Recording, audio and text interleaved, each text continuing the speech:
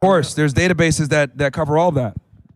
Then, like, with instances like Abrego Garcia, like, I feel we should take more steps to avoid situations like that, especially deporting them to, like, El Salvador specifically. Or South Sudan is another example of where they're deporting them. Like, they're not taking them directly back to their home country. They're just deporting it to either El Salvador or another example like South Sudan. I mean, look, they can deport them wherever it is, but the point is that you know they have the phrase like, "Hey, you don't got to leave what you got to get out of here," or you can't, you could stay or whatever. Like, well, actually, no, I butchered that.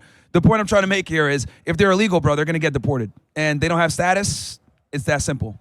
And like, do you not like?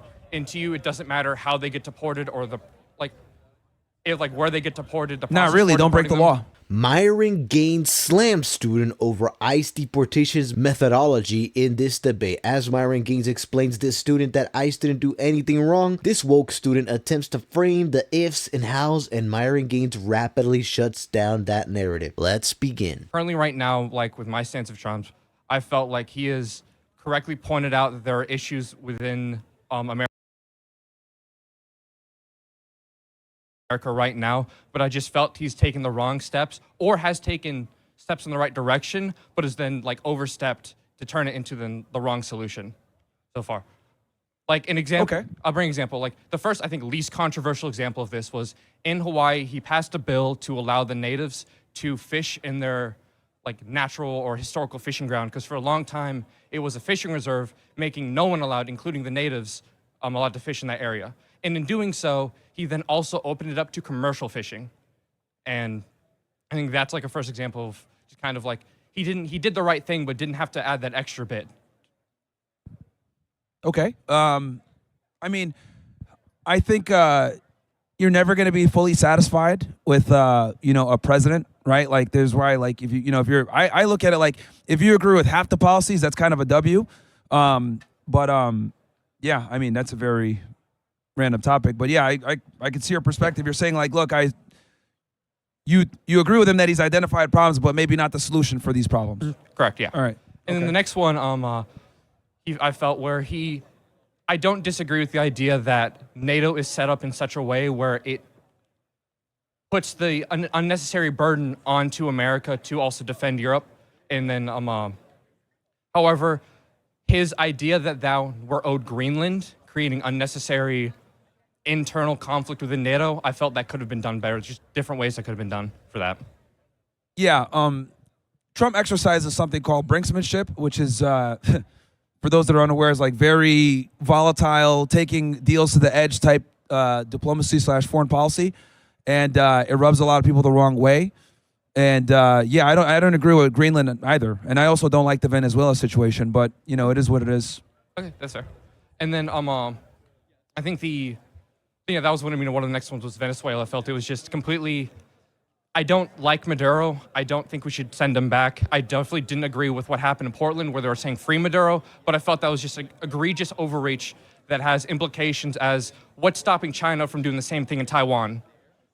And then also same thing with Russia's already doing Ukraine, but what's stopping him from doing it in the Baltics, and Belarus, and Finland as well. Yeah, no, I agree. Us invading Venezuela, we've lost all the moral high ground that we used to, yell at the Russians and the Chinese to stay away from Taiwan. It's like, I'm not a fan of intervention. I'm really not. But I know why he did it. Venezuela is challenging the dollar system and, aligning themselves with BRICS. But I do think that it's going to come back to bite us in the ass later. This student made a fair point on the invasion of Venezuela. Look, nobody wants to be involved in any conflict whatsoever that potentially may lead to a war. However, they did challenge the US dollar.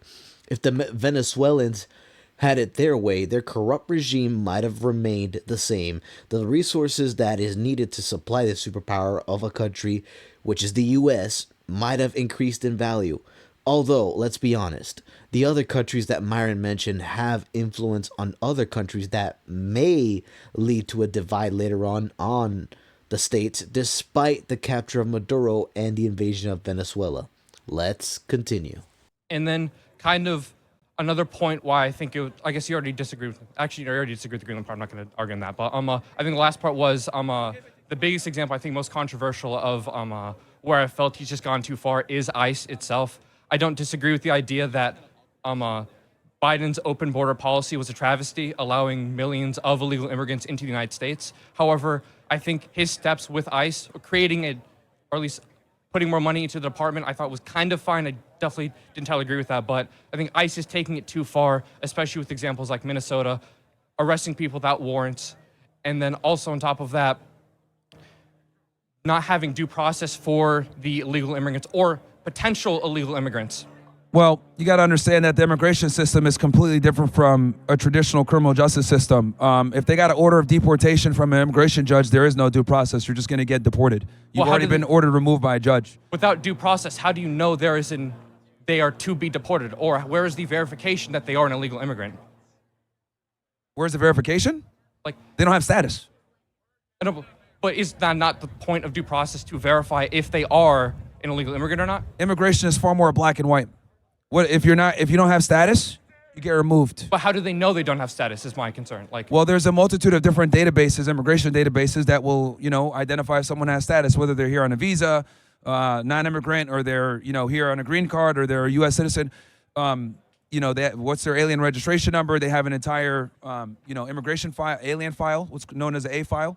So that's how they know. So if you go through the immigration process and you're ordered deported by an immigration judge, that's it. so, like what you're saying was whenever they do arrest an illegal immigrant, they do double check whether they are an illegal Of course, there's databases that cover all that. Then, like with instances like Abrego Garcia, like, I feel like we should take more steps to avoid situations like that, especially deporting them to, like, El Salvador specifically. Or South Sudan is another example of where they're deporting them. Like, they're not taking them directly back to their home country, they're just deporting it to either El Salvador or another example like South Sudan. I mean, they can deport them wherever it is, but the point is that they have the phrase like, "Hey, you don't got to leave what you got to get out of here, or you can't, you could stay or whatever." Like, well, actually, no, I butchered that. The point I'm trying to make here is, if they're illegal, bro, they're gonna get deported, and they don't have status. It's that simple. and like, do you not, like, and to you, it doesn't matter how they get deported or where they get deported. The Not process really. for Don't break the deporting law. them? Okay, thank you. Yeah. People forget that ICE only killed 5 civilians so far, not because ICE wanted to kill them, but because they obstructed law enforcement. They were trying to stop ICE from doing its job. What kind of lunacy have they become to openly go out their day and try to stop law enforcement done by ICE? And keep in mind, ICE is simply trying to find criminals that could harm these lunatics. They either forget or pretend that it's not true, but the facts are facts. The criminals killed at least 700 civilians. That's more than 100 times ICE has ever gone. And these were innocent civilians. They did nothing wrong. They were simply at the wrong place at the wrong time, perhaps. Myron Gaines points this out a lot, that the idiocy from these people who refuse to see the facts is truly unfathomable. This student has some decent points, but to say that ICE went a little too far is just far from the truth. Like Myron said, simply don't break the law. Thank you guys for watching. Don't forget to smash that like button, subscribe for more clips like these, comment down below, share your thoughts, and we'll catch you on the next one.